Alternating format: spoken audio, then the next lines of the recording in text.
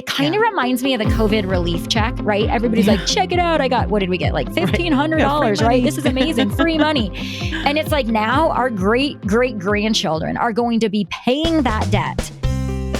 Hey everyone, this is Yvette Hampton. Welcome back to the Schoolhouse Rocked Podcast. I am back today with Aby Rinella, and we are talking about school choice and all the things that school choice, the world of school choice and all those buzzwords and ESAs. And oh man, there are so many things that we have to think through when it comes to whether or not this is a really good idea. And well, it's not a good idea. And we're explaining to you why it's not a good idea. And so if you've missed Monday's episode and yesterday's episode, go back and listen to those. And I think you will have a much better understanding of why school choice and government money is not good for homeschool families. So we're walking you through that. And I'm grateful to have Aby here with me to help walk you through that. Before we get back into our conversation, though, I want to say thank you to our sponsor, BJU Press Homeschool. If you're looking for a great homeschool curriculum that will help equip you for a successful homeschool journey, try them out, bjupresshomeschool.com. They have trustworthy resources that support your goals for your children and your style of teaching. So whether your independent learning style or a parent-led approach, whatever works best for your family, they have something for you. bjupresshomeschool.com. They've got something for every grade, every age, every subject, and they are there to help you. bjupresshomeschool.com. Well, Aby, welcome back to the podcast. This has been such a good and important conversation. And, we always want to do fun conversations, and that's what I want to do all the time. I know, right? Yeah. And then we have to talk about these hard things. Yeah. But they're important, you guys. They're important. Our freedom is important. Yes. Imagine if our founding fathers didn't want to talk about the hard things, right? Where would we be? So this is for our future, our kids' futures. I mean, this is important stuff. It is. It's the legacy that we are going to leave to our kids and to our grandkids one way or another. And so it is an important topic to discuss. And I know your heart, Aby, we have talked about this for years. And Garrett and I have talked about this so many times. Our heart is never to shame parents for the decisions that they make when it comes to whether or not you take government money. Again, we said this before. This is not an issue of salvation. It's not, do you love Jesus or don't you love Jesus?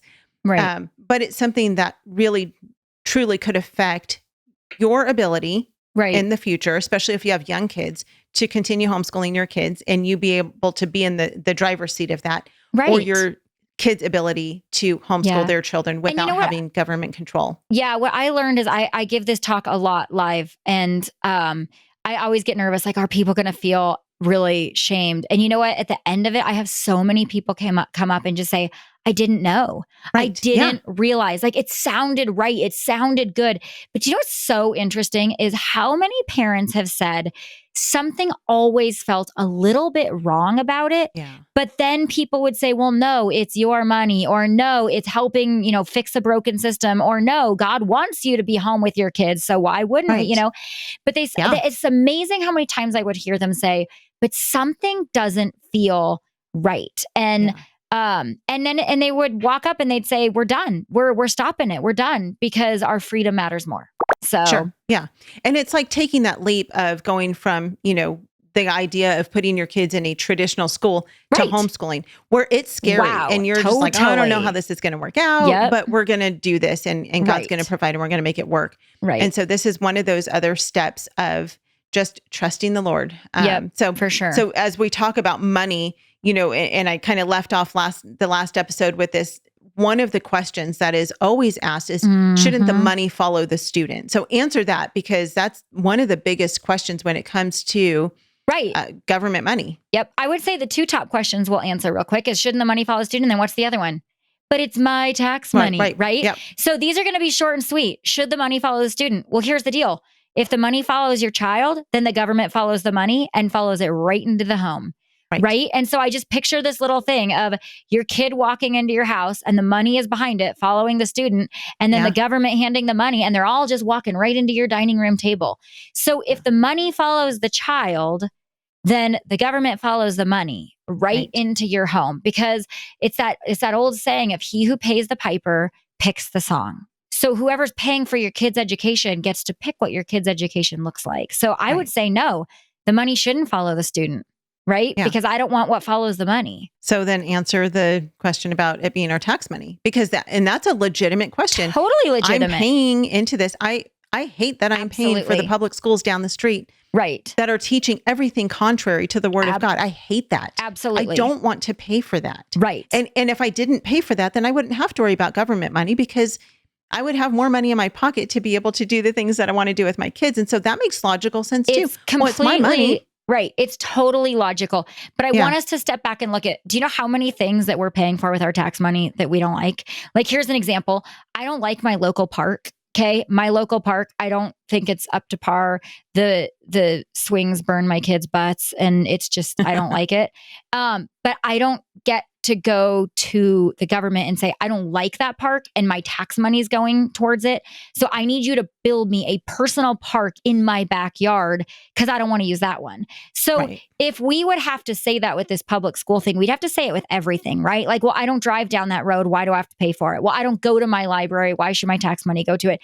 Because the reality is tax dollars have never been designated for personal private use. That doesn't exist, right? And this is the very first time that we hear these conservatives say, well, that's your tax money. Well, tell me when else tax dollars have been given to me back for just my I mean, there are times you get your refund and whatever that is, but once your tax money leaves your hands, it kind of stops becoming your tax money, right? So taking less of my money is one thing. Let's talk about that. Let's do that. Let's cut my taxes, okay? Right. But taking my money and returning it back to me, it always comes back with strings attached.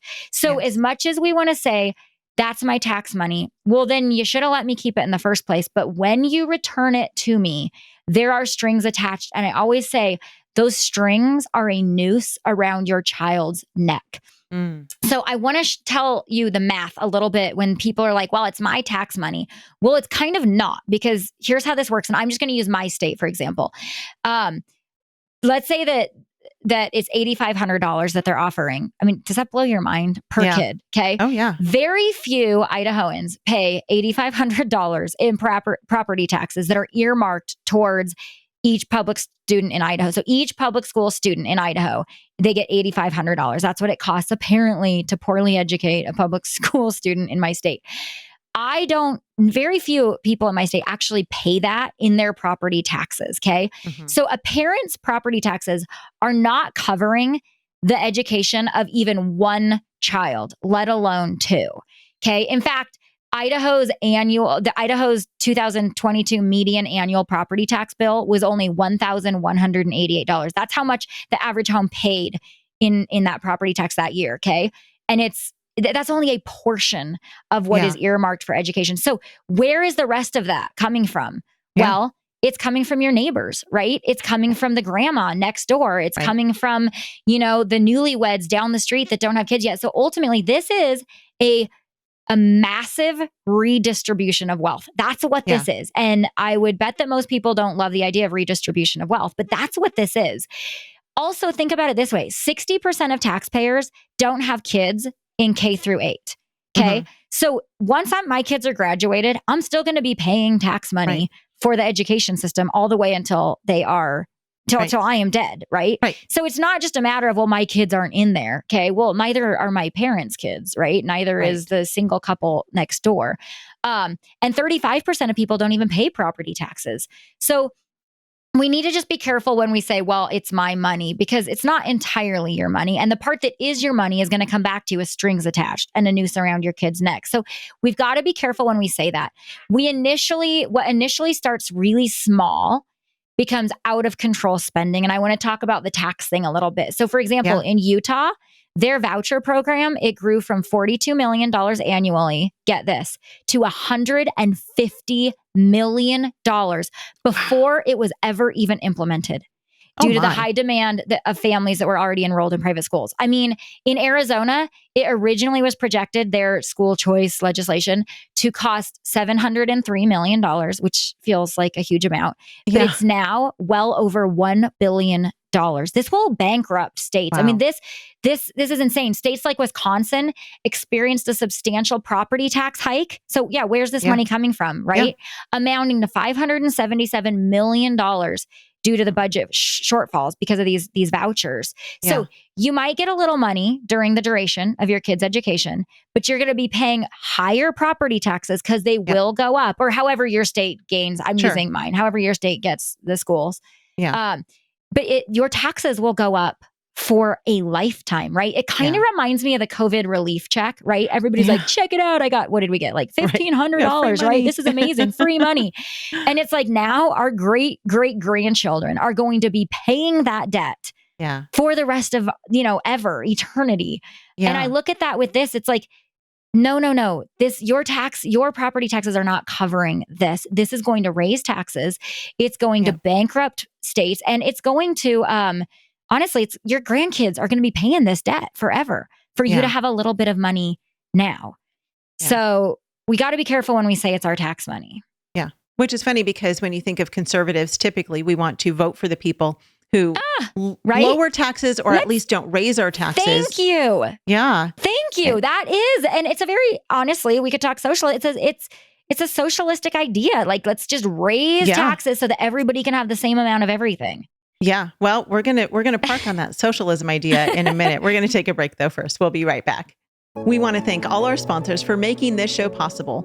BJU Press Homeschool, CTC Math, and Apologia. Without them, we wouldn't be able to do this. Visit the show notes for links to these great companies and thank them for supporting the Schoolhouse Rocked podcast. We are back with Aby. Aby, I have heard it said before, and I know you have heard it said before. Yes. That people who are not for school choice, who don't want this government money, are socialists, are Democrats, are liberal, are selfish, are rich. A number of things. Yes. Are rich. That's us, right? We're the rich ones. Well, we are rich. In things of heaven. Yes. But I think there's such a misunderstanding there as well. And so, how do we navigate through that idea of, okay, you're not going to take this government money, so you're clearly a socialist. Right. You're like, what? It makes your head spin. Yeah. Totally. And I mean, clearly we're against socialism, right? So shouldn't we be supporting school choice? Right. So for the record, Yvette Hampton and Aby Rinella are like unabashedly against socialism. So here's what's funny. I keep thinking of this because I've been called all sorts of things because I stand against school choice, right? Yeah. Well, you're selfish because you don't care about the kids that are trapped in the public schools. And well, you're a socialist because you think all kids, I actually don't understand that one, but it kind of reminds me of, and I hope to not step on toes, but I remember a few years ago, you might remember when mask wearing was a thing. Because people were wearing masks because of COVID. And I remember that we were called grandma haters. Do you remember that? Oh, I remember. I was like, wait a minute, here's something that you should hear. I can be both a lover of grandmothers and not a mask wearer. Like it's entirely possible. It's shocking. Shocker. I do love grandmas. And here's the same thing. I can be against school choice and also not selfish. Right? I can care about getting kids out of a broken school system and also be against school choice. It is not an either or. And quite frankly, I love in Ephesians where it talks about those that are rooted in the Lord don't go to extremes. Like, I just love that verse because it's saying, don't say that I don't care about kids because I am against the government funding all forms of education. So I want to dive a little bit into what is socialism. And we're gonna do a little socialism lesson, and you could probably bring your kiddos in for school, but just only because this is such a topic right now, because we have a push for socialism in our nation. But then we also have these hardcore conservatives that are pushing school choice, saying that if you don't, you're a socialist. So let's just kind of go through it, right? Okay. Number one, I've got some bullet points. ESA's Educational Savings Account school choice legislation would create an educational monopoly.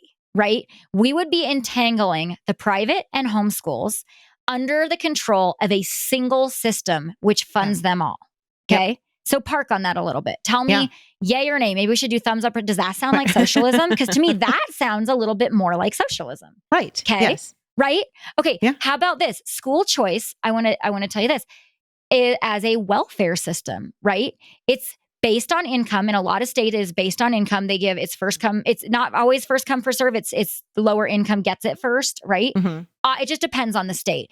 But it's government giving money to everybody to do something that maybe they couldn't afford otherwise, right? So show me the difference between universal health care, universal guaranteed income, and universal school choice, right? Yeah. The first two are socialist agenda items, and the third one is too. Right. And we see how well that's working out for us, right? Super awesome. Welfare right? is great. So I'm making these comparisons. Okay, this is another buzzword, how you hear the money should follow the student. I mean, they just have all this propaganda, right? Here's this one. Have you heard it? We're empowering parents. We're all about empowering parents. And that's what school choice would do. It would empower parents. Well, I want to actually tell you what it is actually doing. It's creating dependency on the government. And whenever is creating dependency empowering someone? Yeah. It is not empowering a parent to create dependency. Now, the government really wants to create dependency, right? But that's not empowering us. So I wish people would stop saying empowering parents. And I wish they would start saying we're creating dependency on the government, because without the government, you can't answer God's call, is what they're saying. Right. And then the idea is terrifying. If we don't take the money or we give away the money, then how are we possibly going to be able to homeschool our kids? Right. So they make you completely dependent on them. Absolutely. Because now you're used to it, right? And I just want to do a little segue in that one to say, if you are just starting to homeschool, I always tell this to couples just getting married. If you want to live on one income and be a stay-at-home mom, set your marriage up that way. Don't build a life around two incomes so that then the day it is that you want to come home with your baby, now it's really hard. Set your life up on one income. And if the wife works, then sock that money away, right? But don't build your mortgage and everything around that. It'll make it hard for her to come home later. And I tell homeschool parents, they're just starting now, don't take the money now and think that later you can give it up once the regulations get too tight, because by then you're going to be so dependent on it. It's going to be really hard or impossible.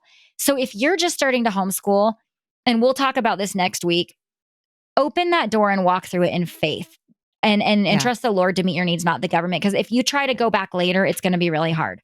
Okay, so back to socialism. I hear this one a lot. The free market. Like you hear them say a lot about the free market. Well, school choice will really help the free market, right? Because it will help competitiveness in curriculum. Well, what I want to know is, how is it a free market if all the money is coming from the same source, right? If the government funds private, home, and public school, how is that not a monopoly? Also, that's going to create unbelievable inflation, because what we've already seen, and I'm sure you've seen it, is prices are already going up. Because these companies are like, crazy. Oh, hey, families are getting $8,000 a kid, right? Or however much. We can raise our prices now. And so it's creating this whole economic instability in that whole world. Also, a free market caters to the customer. That's how it works, right? The free market caters, it's a healthy competition. Well, in every public-private partnership, the customer is now the government. The customer is no longer me and no longer you. It's now the government, because the government is funding all of it. Right. So you can thumbs up or thumbs down, listeners, if that sounds like socialism. Right? Yeah. Okay, the next one, bigger government, right? That's another key term with socialism, right? Bigger government. And most of us don't want bigger government. No. But what I want to know is, when in the history of ever has the government made itself smaller? Right? Yeah. So when have you seen a new program? Bigger, better, more powerful, more control. Yeah. Right. So we're going to start this new program, right? It's just a little bit. We're going to, no, we're not going to regulate you, right? 2 weeks to flatten the curve. Don't worry. And then this new program, it's going to require bureaucracy and it's going to implement it and to manage it. We're going to have to hire more people to run it, to check on parents, to make sure. And that's just going to make taxes go up, because we have to pay these people. And we're just going to get more and more government. It's inevitable. And then you hear these people say, well, no, because we won't have regulations, right? This is just money we give you. Use it how you will. It's called school choice. We're not going to regulate you. Well, I also think that the whole concept of giving away tax money without accountability, that's not a conservative viewpoint. I mean, we want accountability for how the government's spending our money, right? So we need accountability. Them. Yes. Please keep me accountable. We're inviting them into our homes, like you said. Yes. Inviting them into our homes. Keep me accountable. Right. Because we want to. I mean, that's a fantastic point. We want to know what they're doing with the money. You better believe that we're giving them. So grandma who lives next door, who's paying her taxes to pay for the public school or for our school choice money. Right. She should want to know where her money is going and what's being done with it, which means that the government should be coming into our front door and saying, show me all of your school records, your attendance, your curriculum. Yep. What's your schedule for the day? All the things. Show us exactly how you're schooling your kids and prove to us that you're doing an excellent job of it. And the hypocrisy is the people that are shouting against the public schools. They're like, we need accountability in there. That's my tax money. They can't be using my tax money for teaching that stuff because they want accountability because it's their tax money. But now all of a sudden we're saying, but we don't want accountability for this tax money. Well, that's not how it works, right? Yeah. So I see it as a pendulum. I want you to break this down. On one hand, we have what we have, I guess you could say kind of currently. We have the government that funds one type of education, the public school system, right? And that comes with regulations. Okay. They are regulating the public school system. We don't like how they're doing it, but they're doing it. And it's creating dependency. Parents are dependent upon the public school system. On the other hand, we have that the government would fund all types of education, which is what the school choice people want. They want the government to fund all types of education. Well, guess what that comes with? Also government dependence and also regulation. But now we have what you and I are trying to open parents' eyes to. We have the middle, right? The middle ground, which is actually the opposite of socialism. And what it is it's self-funded. It's being reliant on God and our own families and our own communities and our friends and our churches, right? It produces independence, autonomy, and wait for it, freedom. Because we are walking independent. We are walking free. And that's the opposite of socialism. So think about this, Yvette. When our nation, when the Pilgrims came over, right, and they decided we want to be independent and free from England, right? We didn't send someone over to the king and be like, "Oh, hey, king, we're going to fight a war of independence. Do you mind funding our fight for independence? Like, could you pay for our war to break free from you?" Yeah. I mean, that's exactly what we're saying is we want to break free from you. Do you mind funding it for us? It doesn't make sense. But you know what happened instead? This nation was built on independence and a spirit of ingenuity to solve problems. Guess what? If I can't afford a homeschool, I can find a way. We can come together as people. We can get creative. We can use the brains that God has given us. We can make things better. We can be dependent on God. We can dig down into our grit and our hard work and our sacrifice. And we don't need to be a bunch of babies waiting for the government to rescue us, right? Yeah. We can rise up as the people we were created to be. And we can fight this socialistic monster called school choice. Yeah. Oh, Aby, preach, girl. Sorry. Oh, no, I love it. I love it. Oh, okay. We have so much more to talk about. We're out of time, though. So let's do this. Let's come back tomorrow because I have more questions for you. And there's still some things that we need to clear up. So And we want to leave you with hope because that's the point. This is not a done deal, people. School choice is not everywhere. We are still hanging on to our freedom. And if we can rally the troops, we can fight for our freedom to raise up our families the way we were intended. So it's not over till it's over. Amen. All right. Well, we're going to come back tomorrow. We're going to do a part 4 this week, you guys. We almost never do that, but we're going to do a part 4 because this is so important and there is more to talk about. So we will be back again. You guys, thank you for being with us. Thanks for hanging with us. Share this with your friends. If, we have some amazing guests on this podcast by the grace of God, and we want you to share all of them. But this is one that I know you guys, you're going to need and want to share this with your friends because people need to know this. They need to have their eyes opened. They need to be informed about the dangers of school choice and what's really at stake here. So please share this with your friends. If you're listening to it, just hit that share button and send it off to your friends. If you're watching it on YouTube, hit that share button there. Subscribe to our channel. Leave a comment. This might be fun. Ooh, boy, what kind of comments are we going to get on this one? You just opened a can. But seriously, leave your comments. Let us know, what ideas you have, what thoughts you have on this. What are you struggling with? And it'll be fun and interesting to see how people interact with this video. I love watching, comments come through on our videos and seeing what people are really thinking about these things. So do that. Let us know. Let's have a conversation about this. People with a different viewpoint. We're not going to attack. In the comments. Let's have a mature conversation about it. And hopefully we have answered a lot of your questions. So thank you for being with us. We'll be back tomorrow to finish this conversation and to bring hope in the end. Thank you guys. We love you. Have a great rest of your day. And again, you can find everything at our website, schoolhouserocked.com. We will see you back here tomorrow. Bye. Often when I speak and I talk about the need to equip ourselves with a biblical worldview, and I'll mention to my audience that we got to recognize that around 90% of kids from church homes go to the public schools. And in those public schools, in a real sense, secularism, naturalism, atheism is the new religion of that system. The system itself is inherently atheistic because the system itself assumes right up front that you don't need God to explain anything, that you can explain all things, biology, anthropology, astronomy, mathematics, everything without God, without the Bible. That is the religion of humanism, naturalism, atheism. And for so many Christian parents, when we send our kids to that system, they're there for almost 40 hours a week, 9 months out of the year, and they're getting really hit with this atheistic worldview and all the reasons, really, the atheistic worldview must be true, and if that's true, then the Bible can't be true. The solution to this problem is never to wait for the government to come along and save us and give us the money to obey God's will. We don't wait to obey God till the government comes along and makes it possible. We don't need the government to answer God's call. The solution is we fully depend on Him, the one that called us. We seek wisdom in His word. We yoke ourselves and partner ourselves with the body of Christ and like-minded believers, not the government.